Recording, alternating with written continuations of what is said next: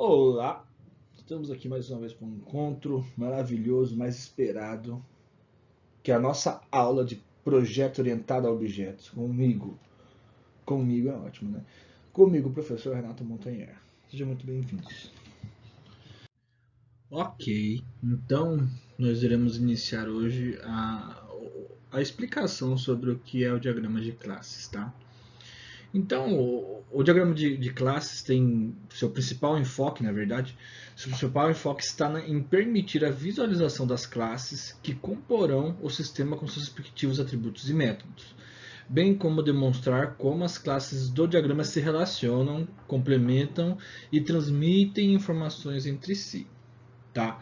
Então, o que acontece aqui? Nós teremos no diagrama de classe, nós teremos definições sobre atributos e métodos, como que do que essa classe é composta, né? Os atributos que ela tem, os métodos que ela pode executar, o nome dela, bem como demonstrar como que essa classe se relaciona com outra classe.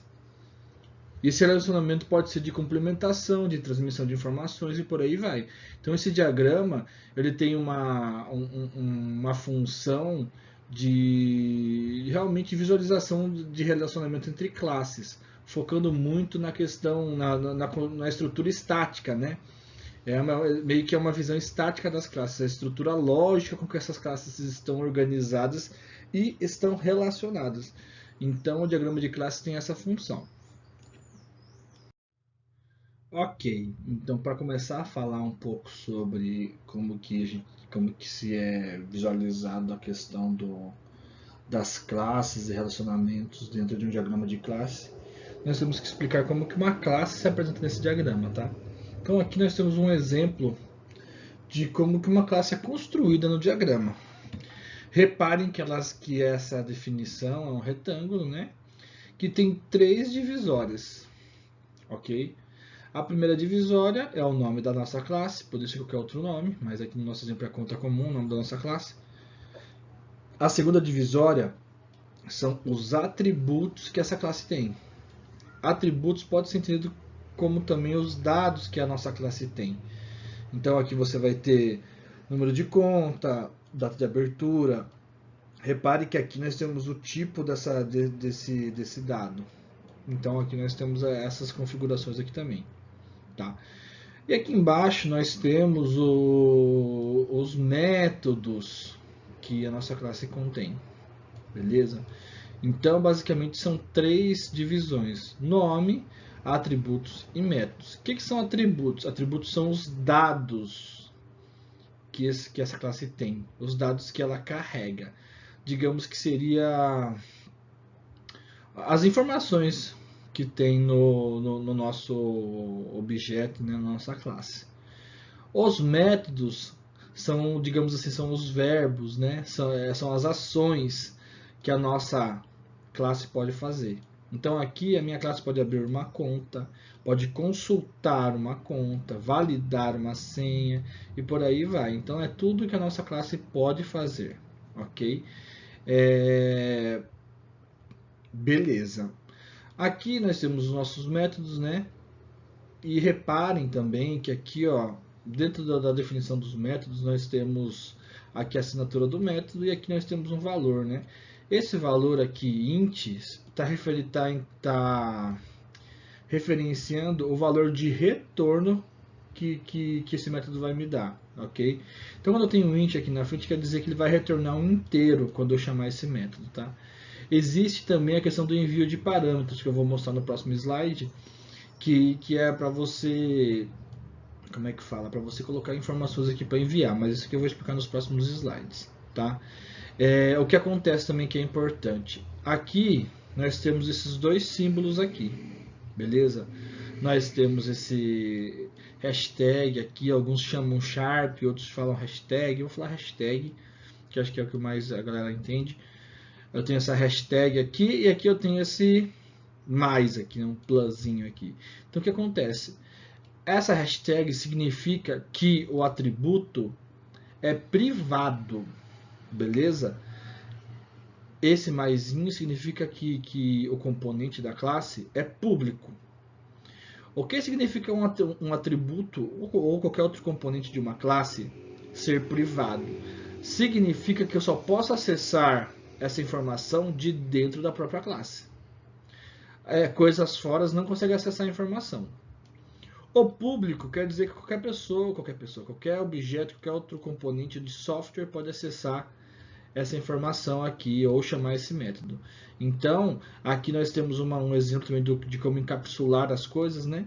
Então, aqui outros códigos não podem acessar essa parte de dados aqui da classe. Quem pode acessar são só os próprios métodos e as classes podem chamar esses métodos. Então, meio que aqui nós definimos meio que um caminho onde os objetos têm que passar para poder acessar ou mudar essas informações, entendeu? Isso que a gente também chama de encapsulamento de informações dentro do programação orientada a objeto, tá? Então, aqui esse sinal quer dizer que é privado e esse aqui quer dizer que é público.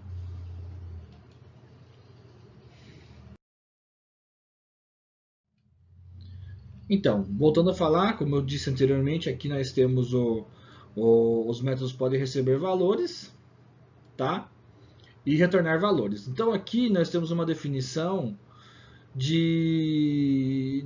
que o abrir conta precisa. Então aqui ele precisa de um inteiro para poder executar e no retorno ele vai retornar um long. Aqui ele precisa de um long e no retorno vai ser um inteiro.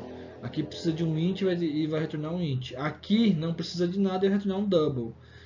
E por aí vai, tá? Reparem que essas duas são as mesmas classes e tal.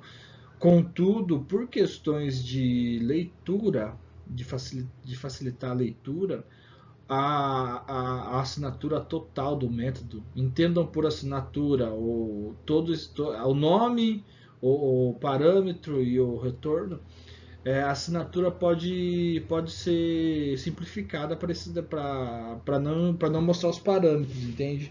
Então, para não ficar. Porque às vezes pode acontecer o quê? Pode acontecer de um método ter 15, ter uns 5 parâmetros, por exemplo, que ele precisa executar, que ele precisa desses parâmetros para poder executar corretamente. Colocar os 5 parâmetros aqui não fica muito legível. Então, colocar a assinatura completa, né, dos métodos é uma opção. É opcional, na verdade. Você pode ou não colocar, para facilitar ou não a leitura. Às vezes é interessante colocar por questões de informações, né, para passar informação. Às vezes não. Então, sempre pense nesses detalhes, tá?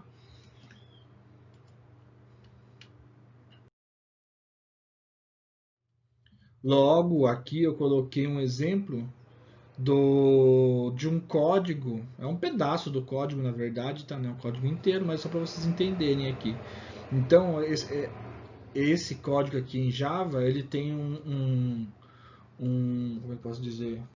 Ele segue a especificação dada aqui. Reparem que todos onde tem essa hashtag está como protected, que poderia ser private também, mas enfim, mas está como protegido, quer dizer que não é todos os lugares que podem acessar esses componentes, e todos os que estão com maisinho estão com public, tá? E por aí vai, beleza? Então sempre vai ter esses detalhes aqui.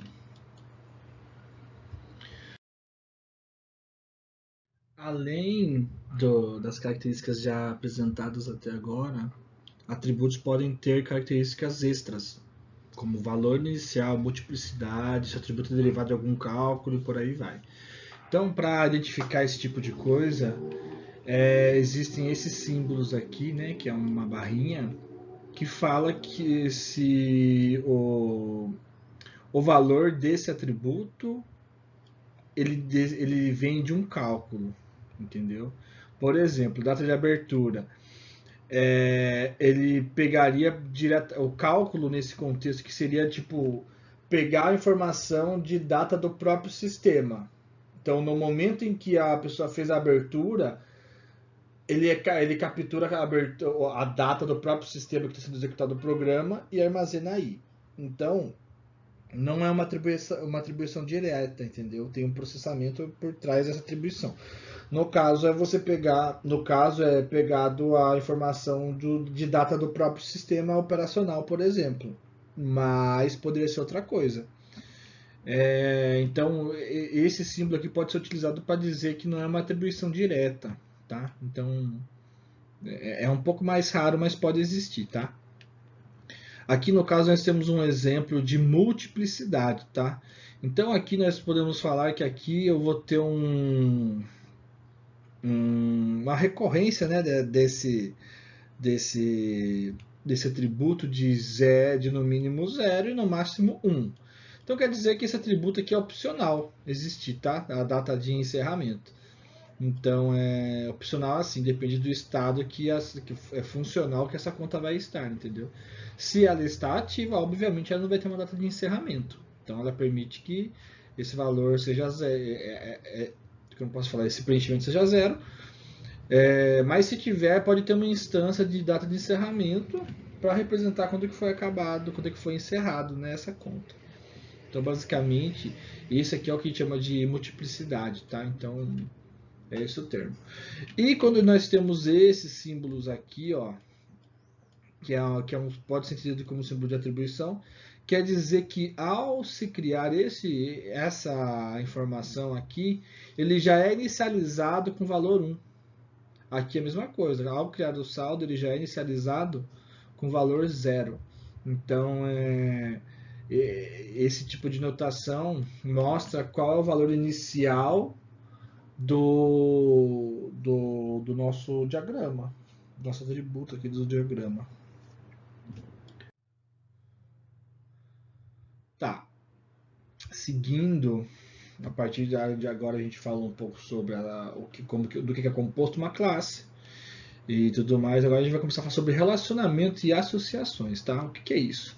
Então, o relacionamento ou associação ele permite que as classes compartilhem as informações entre si e colaborem para a execução dos processos executados pelo sistema. Então, é como que uma classe conversa com outra, tá? Então, basicamente, é o vínculo entre classes, que é o que a gente chama de relacionamento ou associação. Eles são representados por linhas entre as classes, tá? E pode ter nomes ou títulos nessas linhas para facilitar a compreensão, beleza? Então a gente vai já começar a falar um pouquinho dos exemplos de relacionamento ou associações.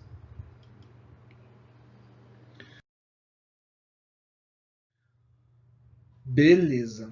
Aqui nós temos um exemplo de associação unária ou reflexiva, tá? Basicamente o que é? É quando você tem uma classe que ela se relaciona com objetos da mesma classe. Perfeito? Então imagina aqui eu tenho um relacionamento, eu tenho uma classe do tipo funcionário, tá? E esse funcionário, dependendo do sentido que a gente lê, ele pode ser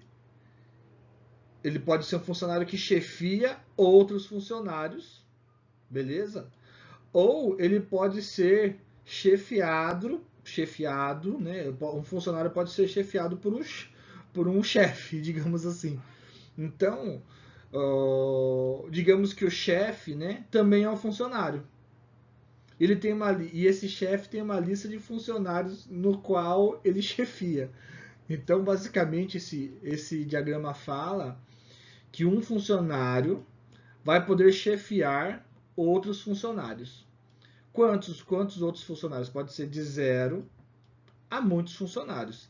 Aqui vocês podem lembrar um pouquinho sobre o modelo de entidade de relacionamento, que tem a questão da cardinalidade de 1 para 1, 1 para n, 0, é parecido aqui. Então tentem puxar isso da memória de vocês para lembrarem sobre o que é a questão de 1 para 1, 1 para n, n para n, por aí vai. Tá? Mas basicamente a associação na área reflexiva é isso, é quando uma instância de objeto pode referenciar, pode ter um relacionamento com objetos da mesma classe, beleza? Uma forma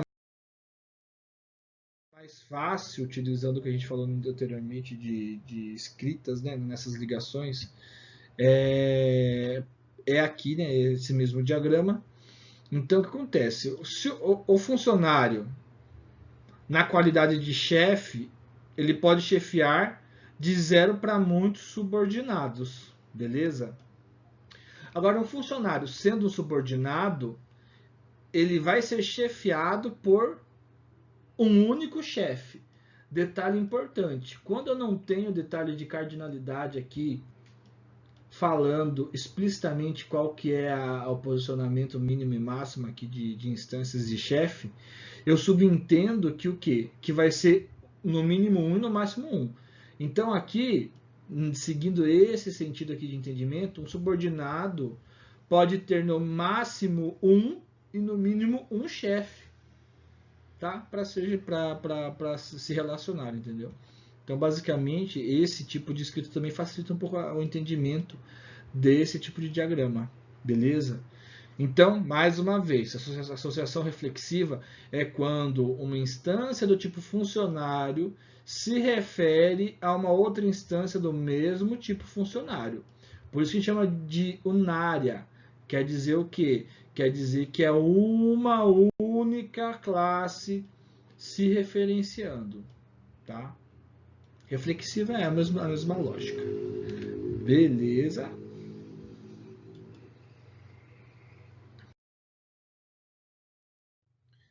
Perfeito. Seguindo a lógica da unária, a gente vai falar agora da associação binária.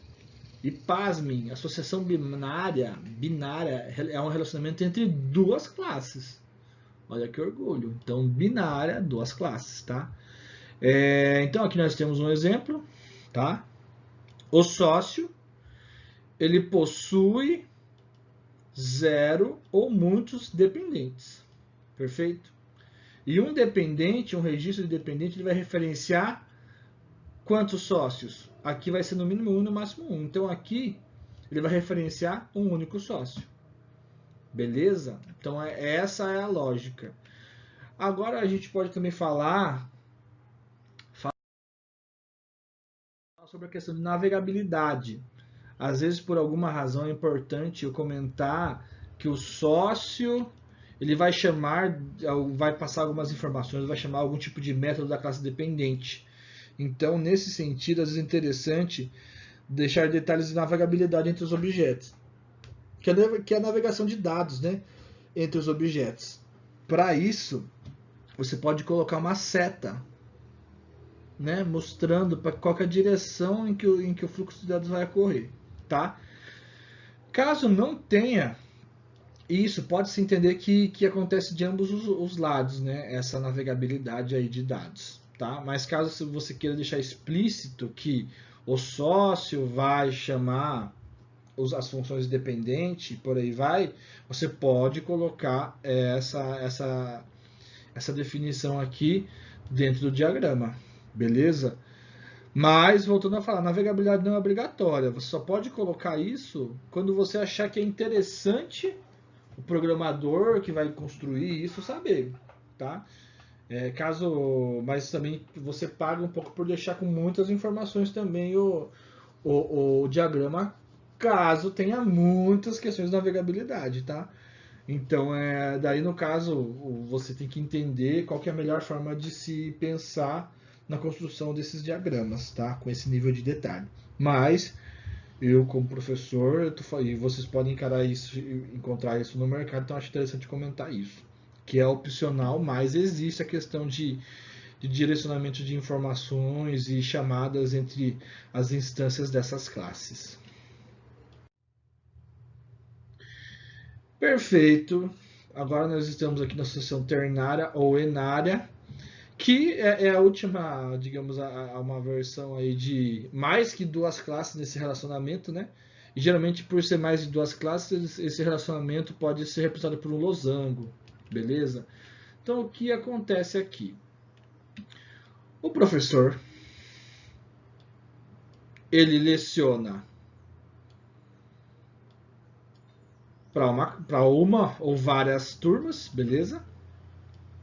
Então aqui eu tenho um relacionamento de onde o professor, ao lecionar, ele pode possuir uma ou várias turmas e ele pode utilizar, quando ele está lecionando para uma turma, por exemplo, ou várias, né? Mas vamos falar de uma aqui nesse exemplo, a gente fala do utiliza.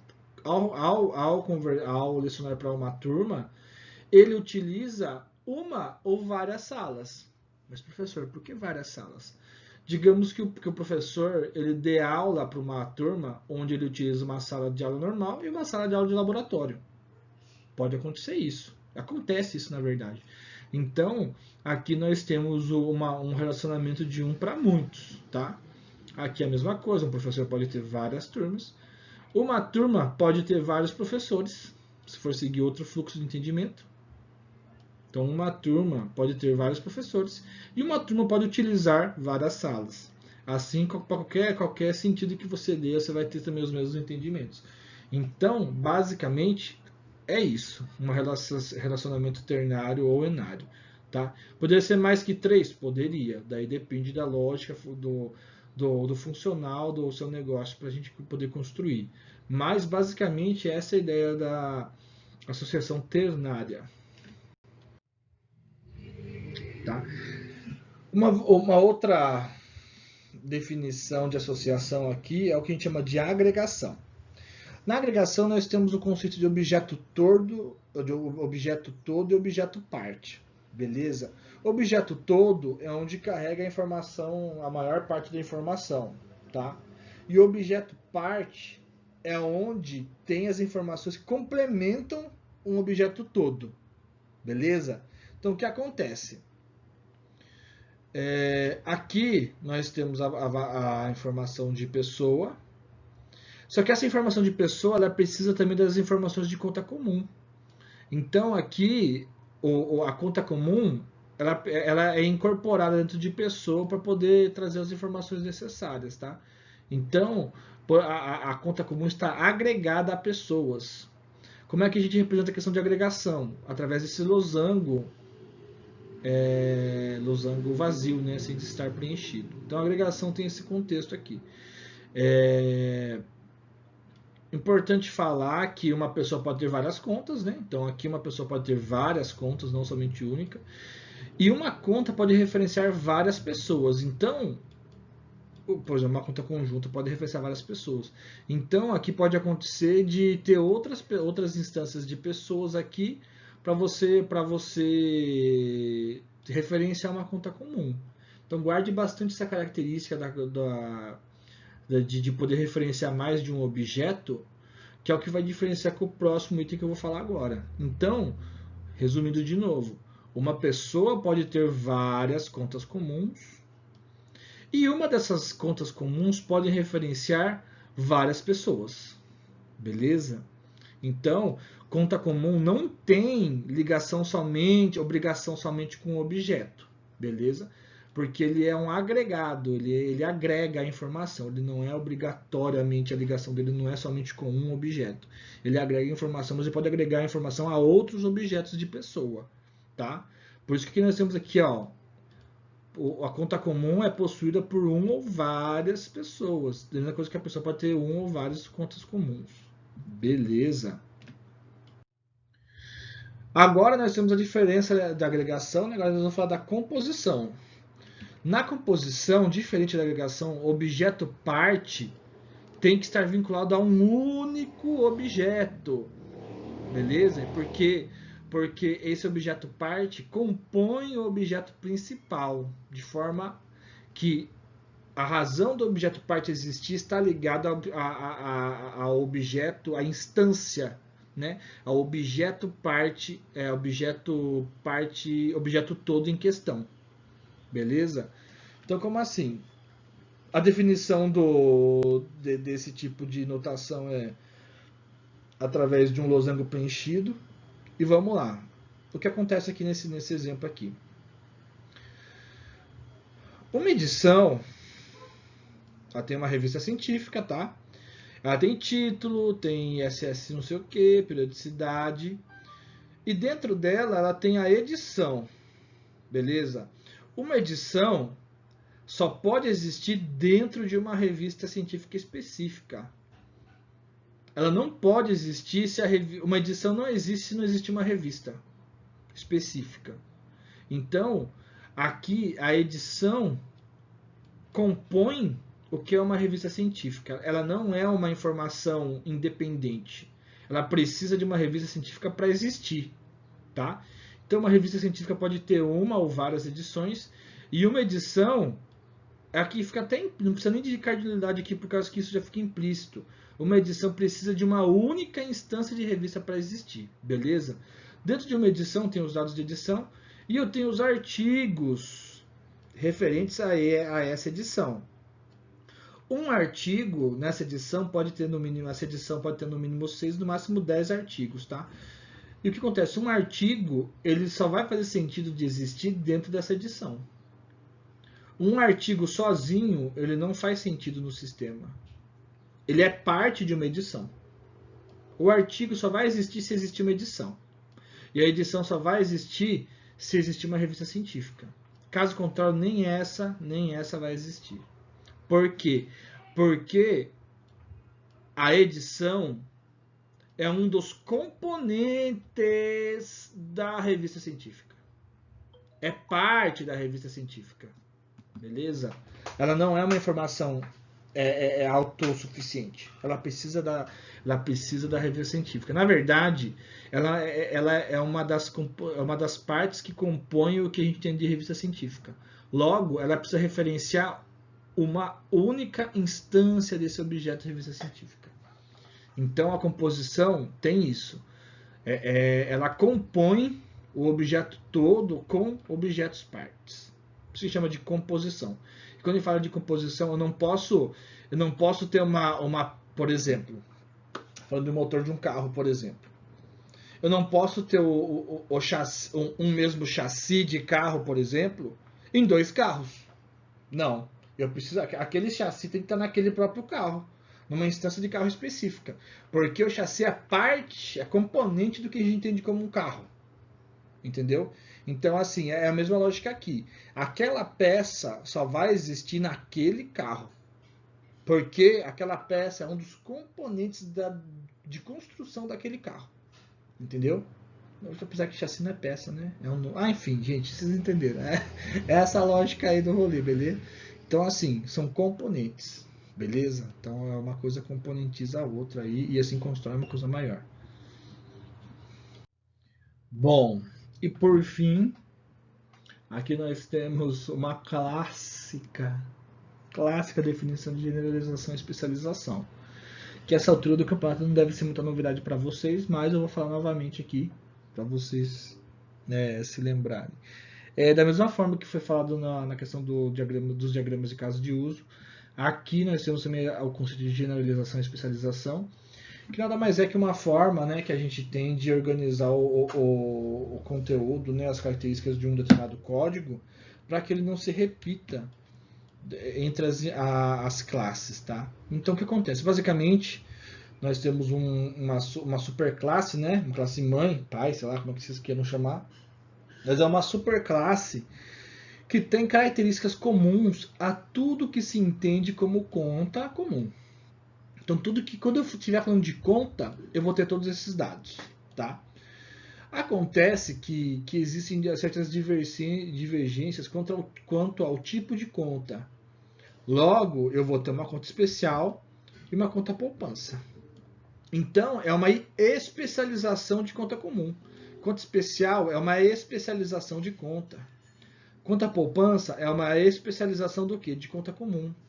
Então, basicamente, conta especial, ela ainda assim é uma conta comum, com todas as suas características e métodos, Além dessa especificidade aqui da área de conta comum, ela tem coisas específicas da conta especial, como um novo atributo do tipo limite, como 3 novos métodos aí que tem na conta comum. Na verdade, não é bem novos, novas versões de métodos, que aqui no caso tem uma sobrescrita. Mas, enfim, é esse o detalhe. O mesmo vale para a conta poupança. A conta poupança tem uma data de aniversário e tem uma renda conta. Então, assim, tem características específicas. Vantagens de se utilizar isso, as clássicas, Não tem reutilização não tem duplicidade de código, reutilização de componentes, organização, fácil leitura e por aí vai, tá? Então é isso que é o que a gente chama de generalização e especialização, tá? Então você organizar as coisas de uma forma genérica e especializada aqui e, enfim, fazer uso da orientação objeto, da herança da orientação objeto. Então isso aqui é é uma diagramação do que a gente entende de herança entre os objetos, entre as classes. Beleza? Mais uma vez, muito obrigado pela presença, pela paciência. Coisa dá um toque. Um abraço, gente. É nóis.